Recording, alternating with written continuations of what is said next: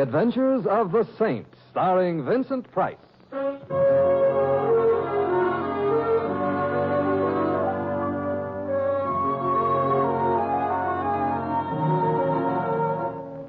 The Saint, based on characters created by Leslie Charteris and known to millions from books, magazines, and motion pictures.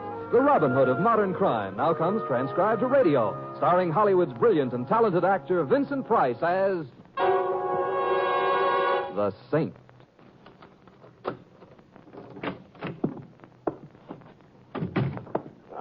Good afternoon, Mr. Templar. Oh, good afternoon. Well, come in, sir. Come in. You're very kind. Eh? Well, it isn't everyone who'd invite a mere stranger in like this. And the fact that it's my own apartment into which I'm being invited is... did you find what you were looking for? Oh, dear. Then you can tell I've been searching through your things. But I took such pains to be neat. I abhor disorder. That's exactly the way I feel about fat intruders who practice burglary in my apartment. Burglary? Oh, really, sir? Do I look like a burglar? You look like a fastidious rhinoceros with a taste for Bond Street tailoring. You see how appearances can be deceiving. I assure you, sir, another thing I am not is a rhinoceros. That makes two things you aren't. Suppose we trade them for one thing you are. Very well. For one thing, I am an unhappy man. Your wife doesn't understand you. No, the reason for my unhappiness is I no longer understand myself. I've changed. It worries me. Now, take last night, for example. Yes? It was such a commonplace activity, the sort of thing a man in my profession soon gets used to. And yet, all during it and afterwards, I found myself actually feeling sorry for the poor chap. Oh, and what was happening to the poor chap? Oh, the usual thing. Placing lighted matches under the fellow's fingernails, pressing burning cigars into the soles of his feet. Sticking pins into the calf of his leg. Yes, exactly. Prosaic, unoriginal, but still highly effective, eh? If they weren't effective, it's hardly likely that I would be here, wouldn't you say? The point is, why are you here, Fatty? The name is Archibald. Archibald? Roland P. Archibald. Obviously, I have come to regain possession of my property. What property? What does it look like? An envelope, Mr. Templar. A small manila envelope. And the man you tortured said he gave it to me? Yes.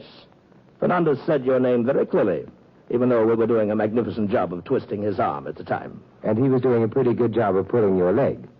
What do you mean? Look, Roland P. Archibald, my tailor is due here at any moment with a newly made suit that I am very eager to try on.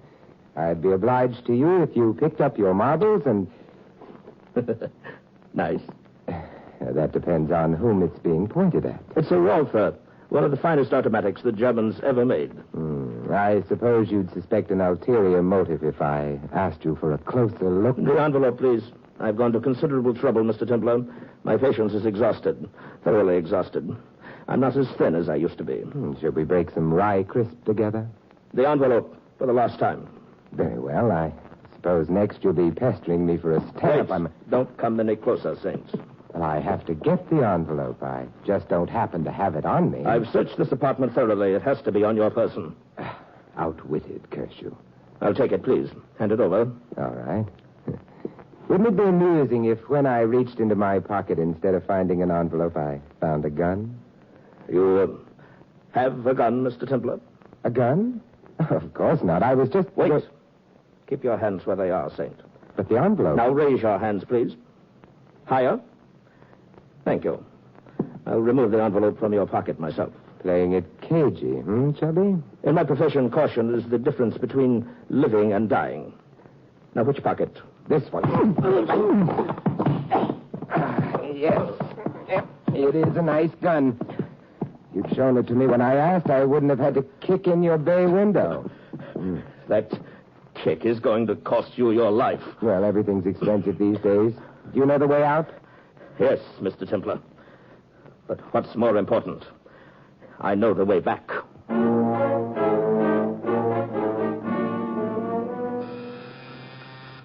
Who is it? It's Finley, Mr. Templar. I've brought your suit. Oh, come in, Finley. If you'd been here 10 minutes ago, you'd have found me having my measure taken by someone else. Indeed. You're displeased with my work, Mr. Templar? That someone else wasn't a custom tailor, Finley. He was taking my measure with a gun. Well, now, let's see. How did this latest masterpiece of yours work out? Oh, if I may say so, sir, I do believe I've exceeded myself. Then you've exceeded the best tailor in town. If you'll remove your coat, Mr. Templar. I'll just take the suit out of the box. Yeah. Now, if you'll just slip the coat on. All right. Oh, that's a good fit. Step over to the mirror, sir. All right. Yeah. It's a well-tailored piece of... Hey, what's this? Pardon? This little... Well, I'll be. Something wrong, sir? Yeah. Or is it the latest fashion to wear a bullet hole beside the breast pocket? What's that? A bullet hole? Well, look, see for yourself. Small and round and still smelling of cordite. But it isn't possible. How could a thing like that have happened? Well, did this suit have any known enemies? Say a bargain basement blue serge with a jealousy neurosis? Mr. Templar, I'm dumbfounded. I don't know what to say. What's this? Another bullet hole? Something in the inside pocket. It feels like it's an envelope. What? Yeah, a small manila envelope. Now, that has a familiar ring. And so has this name penciled across the flap. Name? Yeah. Do you have a customer named Fernandez? Fernandez? Why, no, sir. I know no one by that name. Who is he, sir? A man who tells tall tales when his arm is twisted. A man who right now is probably very dead.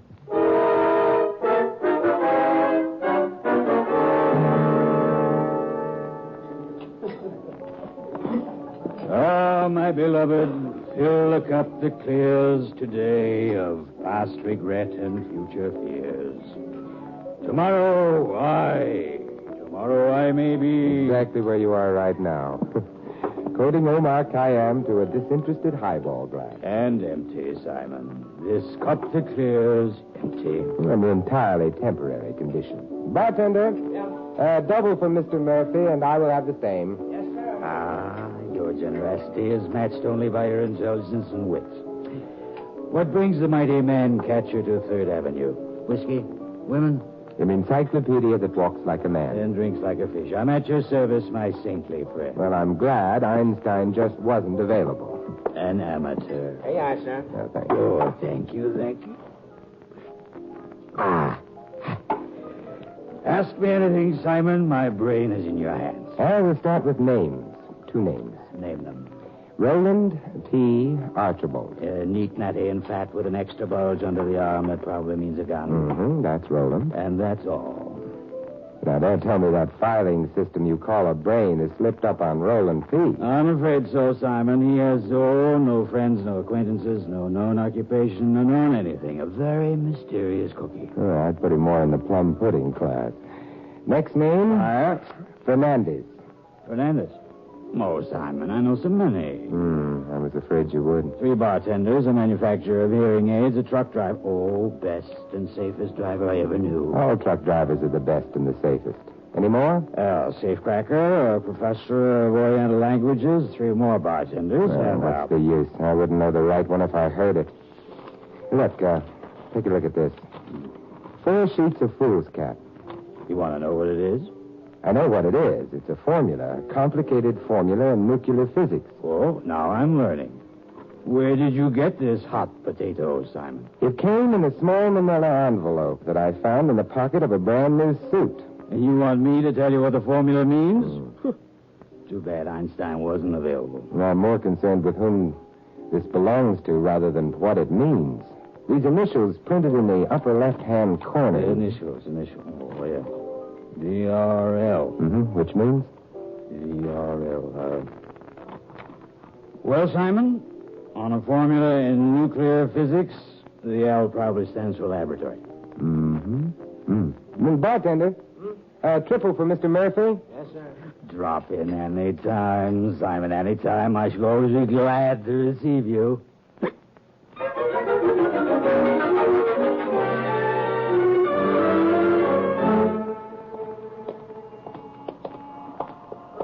Hi. Been waiting a long time for you to come out of that saloon. Oh, why? I wanted to see you, that's why. You're the saint, aren't you? I'm the saint, and you're seeing me. What are you seeing me about? The envelope. You know, the one with the formula. I want it. Now, don't tell me it's your homework. You know who I am, Junior. Who are you? It don't make no difference who I am. But if it'll make you happy, It'll make me happy. the name's Gus. Now, come on, give. Why? I got a gun in my pocket, that's why. And I'm told to bring back that envelope no matter what. And if I refuse to give it to you, you'll shoot me and take it from me, huh? That's the truth. You're new at this, aren't you? I know my way around. What happens when you shoot me here on the sidewalk? You fall down, of course. Eventually. But first a woman screams. There's always a woman who screams. And people start running toward us, and a cop comes tearing up. And what do you do during all of this, Gus? Me? I run. And the envelope? I take it out of your pocket before I run. Oh, you'll have time. Huh? When a man is shot, he doesn't just go plop like they do in the funny papers. First, he clutches the spot where the bullet hit him, and then he staggers around for a while. Then he lurches, swerves, sinks to one knee, gets up again. You know, nothing brings out the ham in a man like being shot. So? Well, you'll have to wait until I'm through with my dying act before you can reach into my pocket, Gus. By that time... Yeah. Maybe you're right. There will be no charge for the lesson. Maybe I can teach you something. What? It's rifle fire. Get down. Over here, behind this car. Gus! You're wrong, Singer. I didn't lurch or stagger. No woman screamed. Gus! I didn't stay. Gus! I guess mine was the last lie you'll ever hear.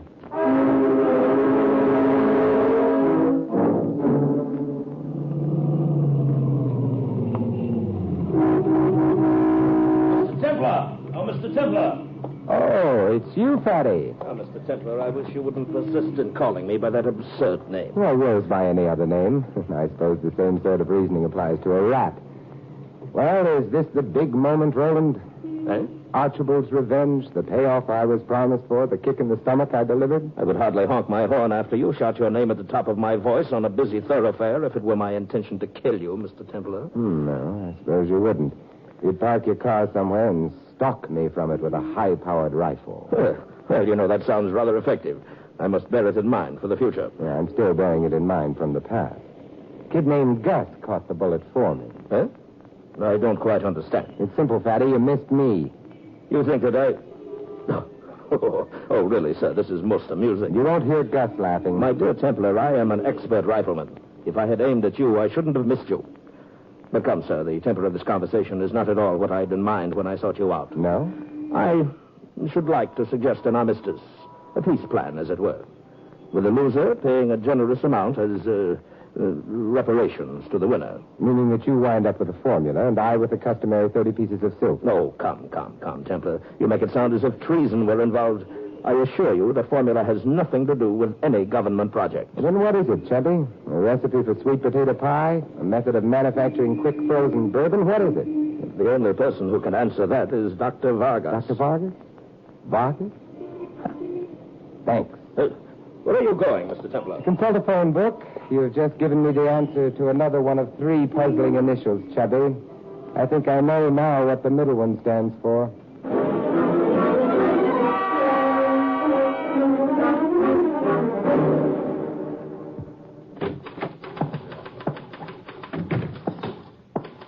Good morning. Good morning. May I help you? So this is VRL, Good old VRL. I beg your pardon. I'd like to see Dr. Vargas. Dr. Vargas? You seem surprised. This is the Vargas Research Laboratories, VRL. Of course, but Dr. Vargas never sees visitors. Oh, I'm not a visitor.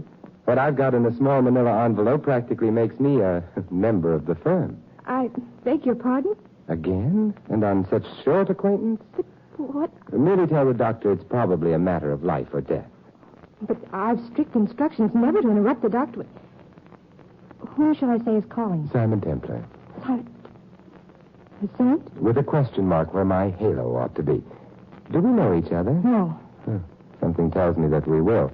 But until that happy moment, If that's Templar, send him right in. Hey, did you hear something? Something that sounded like artillery fire with the ability to make words? Through that door, Mr. Templar. Oh, thank you. Well, come in. Don't take all day about it. You can close the door now. Sit down, Templar. I believe we have something to discuss. I have something to discuss with Dr. Vargas. And who am I supposed to be, Snow White? I'd rather not answer that.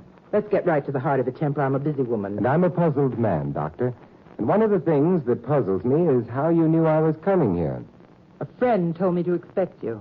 A friend who carries about 75 extra pounds and who dislikes being called fatty, Not so sure I like your friends. And I'm not so sure I give a hang. Just for the record, I've been checked and double-checked by almost every government agency in this and several other countries. Oh, then you are doing government work. Your fat friend is a terrible liar. Take it up with his clergyman. We're here to discuss a formula, one that somehow found its way out of this laboratory and into your pocket. You have it? Yeah, it's burning a hole in that pocket. Toss it over. This is what the fuss is all about? That. Good day, Templar. Yes, it is rather nice out. Then please feel free to go out and enjoy it and take this mishmash with you. Mishmash? Gibberish, prattle, nonsense. Pick your own word. The word I pick is why. Why? Why what? Look, if this formula is mishmash, why does a fat man named Archibald want it so badly? Why does a kid named Gus threaten to gun me down for it and wind up getting a rifle slug right into another world? And why is a new suit delivered with a bullet hole over the heart? And why did... I'm a scientist, not a policeman. Goodbye, Mr. Dr. Vargas, excuse me. Yes? You're wanted in the laboratory right away. Okay. Mr. Templar is just leaving. Will you show him out, Miss Fernandez? Did she say Fernandez? That's my name, Jean Fernandez. Well, I'm delighted to hear it. You have a father, a husband perhaps, or is it a brother who might be mysteriously absent? You know it. Oh, Mr. Templar, you must help me. You must. How? My brother Lewis, he... No, we can't talk here. Later. Now, here's my address. And if you see a certain beef trust named Archibald before I do, don't tell him your name is Fernandez. But he knows I... Oh, Mr. Templar, I'm afraid. I'm afraid.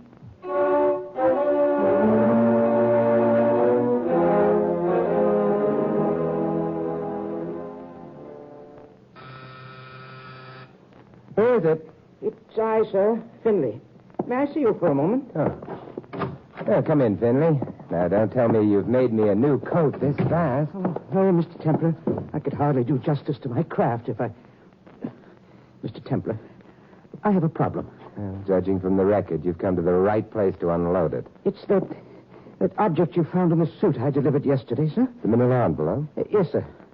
A gentleman called at my shop today inquiring for it.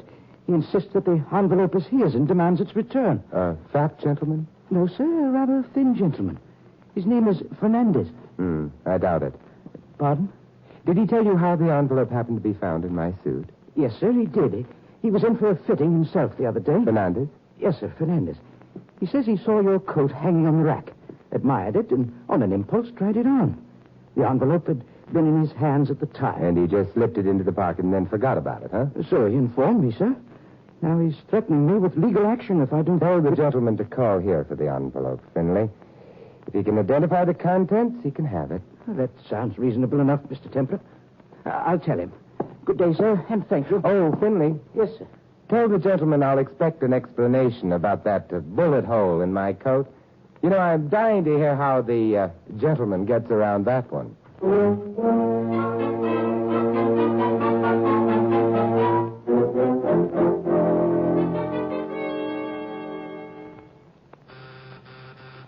Who is it this time? It's me, Jean Fernandez. Quick, let me in. Gee, I expected you hours ago. I couldn't get away, and when I did, he followed me. I had to lose him. Who? The fat man, Archibald. You know, it's remarkable that he stays that fat, getting around as much as he does. Oh, Mr. Templar, please. I haven't seen or heard from Lewis in 3 days. Do you know it? No. But I thought It that... isn't what you thought or what you think that's going to find your brother, Jean. It's what you know. What I know. I don't understand. Jean, what's your brother mixed up in? No, I can't tell you. I came here because I thought you knew where Lewis is. I'm going now. You want to see your brother again? Alive? What? What do you mean? The first and last I heard of your brother was when Fatty told me about putting lighted matches under his fingernails. Oh, no. No. I didn't mean to break it to you so ungently. But you've got to be made to realize that unless you tell me what... All right. I'll tell you. But you must help me find Lewis. You must. And I will. Now, first, that formula that seems to be so important and yet isn't. I did that. You did what? I'll begin at the beginning. That's a good place to begin from. When Lewis was a very young man, in his teens, he was restless, nervous, neurotic, the doctor called him. The type which, with a few lies here and a little propaganda there, is easily convinced that there's nothing more noble than a certain form of politics, huh? Well, he joined the movement and rose rapidly in it. He was slated for big things. Till one day he stopped being restless and neurotic and looked at himself and what he'd become with disgust. And so he quit? Oh, he only thought he quit. All these years, he didn't have the slightest connection with him. He never dreamed that they'd seek him out again and expect him to... They wanted something from him, huh? Something that he could get for them easier than anyone else could. Well, they found out where I was working. They knew that Dr. Vargas was conducting important experiments. And they made my brother a proposition. Either he was to make me give him the Vargas formula, or he was to be executed. Oh, can't you see why I'm so worried? Especially since the formula you gave your brother to pass along was a phony. That's right. I couldn't give him the real one, not even to save his life. I simply couldn't. So I copied things from papers the doctor had thrown away, a little bit of each of a score of discarded papers. I thought it would work, that I'd fool them. Lewis doesn't know. He took it from me, said goodbye, And you haven't seen him since. Did he tell you where he was bringing the supposed formula? Who he was giving it to? He said I'd be safer if I didn't know.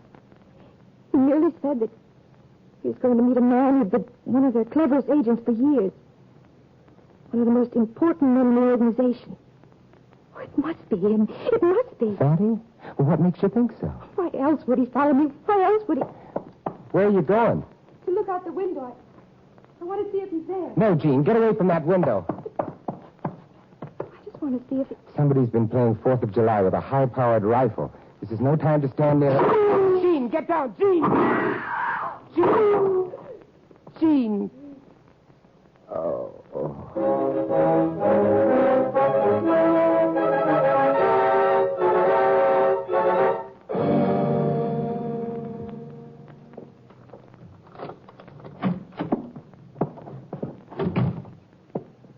Hello. Welcome home. Again? Come in, Mr. Templar. Come in, sir. Someday I'll open the door of my apartment, walk in, and... this time you weren't quite so neat about it, Fatty. The name is Archibald. And this time, Mr. Templar, it was someone else. Someone with deplorably messy habits who searched your apartment. You've been to the hospital. Yes. Miss Fernandez is... She'll live. How about her brother, will he? He's still in a coma. I suppose we discuss Roland P. Archibald and what brings him here this time. Well, my dear sir, the formula, naturally. No, Roland, not the formula. Eh? I'm certain Dr. Vargas must have told you by now that the formula... Why should she tell me anything? Because of what you are, Roland. Something had been stolen from a laboratory, so you set out to bring it back. That's your job. We're both on the same team. But, my dear Templar, I'm the villain in this opera. I'm the fellow who swore that he'd have your life, remember? And your cover. Eh? You were making like the criminal element as a cover-up. You're a counterintelligence agent. Am I? Yeah, I began to get on to you and to what part you were playing in this drama when I called on Vargas this morning. Huh? She was expecting me. And the only one who could possibly have told her that I'd be dropping in was you. And so? The doctor is doing important work. She's been security checked from here to Sunday. So, since you're playing ball with her, you must be playing for the home team. Have you anything at all that might help us find out who pressured Fernandez to go after the formula? He's the same man who's been shooting off his rifle. If we could only find out who he I is. know who he is. You do? Sure. Fernandez gets the formula from his sister, goes to deliver it, has a few unpleasant words with Uncle Joe's one-man spy ring, and they start fighting with guns. My new suit is a casualty. So was Fernandez, but he managed to get away and come to us. He's been in a coma ever since. Keeps muttering your name and the words, in the pocket, in the pocket. Which led you to me and the pocket I was wearing, instead of the pocket of the new suit that was hanging in the shop with my name on it. Would you mind explaining? Well, Fernandez wasn't sure he'd be able to get away. So he hid the manila envelope with the formula in the pocket of my new suit. Get away? Get away from where? From the tailor shop where he went to meet the spy. But why the tailor shop? What? Because the spy has a cover identity, too. He happens to be Up your hands, both of you. I was saying happens to be a tailor named Finley. Keep those hands up. A tailor named Finley who one day tells me he's never heard of a man named Fernandez, and the next day tells me an old customer named Fernandez is called to claim the manila envelope. You're very clever, Mr. Templar. But where did you come from just now? Where were you hiding? I was in the closet, Fatty. You very rudely dropped in here while I was going through Mr. Templar's things just before. Still looking for that elusive manila envelope, eh, Finley? Yes. But the search seems to be about over, Mr. Templar, sir. Oh, I know what you're going to say. It's worthless. Don't waste your words. Your last words. Just take the envelope out of your pocket and hand it over. Well, if you insist, and I see that you do. Careful, Saint. Very careful now. Something is funny. Yes, I was just thinking. Wouldn't it be amusing if when he reached into his pocket, instead of bringing out an envelope, he brought out a gun? He wouldn't live long enough to point it. You have a gun, Templar? A gun? Oh, why, of course not. Wait. Stay just as you are, Templar. I'll take the envelope from your pocket myself. Playing it cagey, huh? In my profession, it... Which pocket? This one.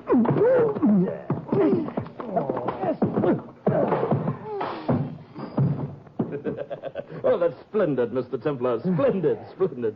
You must teach me that kick trick sometime. And the knockout punch was magnificent. Oh, I enjoyed it. Thank you. But I don't think you enjoyed it nearly as much as I did.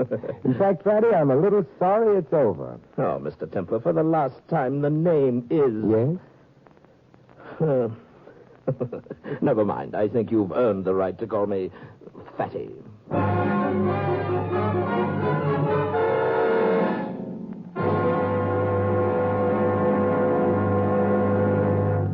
You have been listening to another transcribed adventure of the Saint, the Robin Hood of modern crime. Now, here is our star, Vincent Price. Ladies and gentlemen, in tonight's cast, you heard Patricia Jepson as Jean and Bill Conrad as Archibald. Jack Moyles was Finley, Whitfield Connors, Murphy. Sam Edwards played Gus, and Jody Gilbert, Dr. Vargas.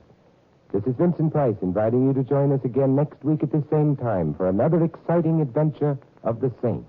Good night.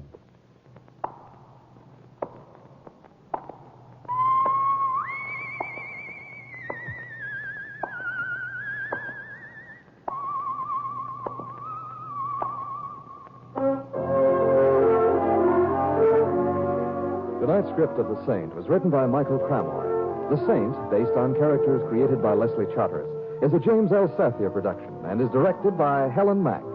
Vincent Price is soon to be seen co-starring with Errol Flynn and Michelin Prell in William Marshall's production of Bloodline. All you Saint fans will be glad to know that the Saint comic books are on sale at all newsstands. Your announcer is Don Stanley. 3 chimes mean good times on NBC. There's fun today and every Sunday with 2 of your favorite families on NBC. There's the Blandings family with more perplexing adventures in their famous dream house, starring Cary Grant and Betsy Drake as Mr. and Mrs. Blanding. And Sunday also means the Harris family with Frankie, Julius, and all the other favorites of the Phil Harris Alice Faye show. And today, hear Judy Holliday, Jimmy Durante, Carmen Miranda on The Big Show on